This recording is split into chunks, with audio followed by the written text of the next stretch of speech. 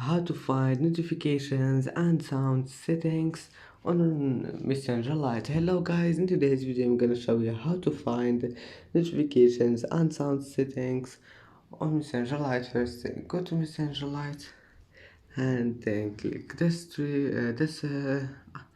settings icon in the top corner, and now click this one, notifications and sounds. And as you see here, you can find notifications and sound settings. If you want to turn it off, just click on it and select 1 hour or anything you want, and then click OK. And if you want to turn it on again, just click on it. And that's it for today's video. If you like this video, please don't forget like and don't forget subscribe. And thank you for watching this video until the end. See you in the next video.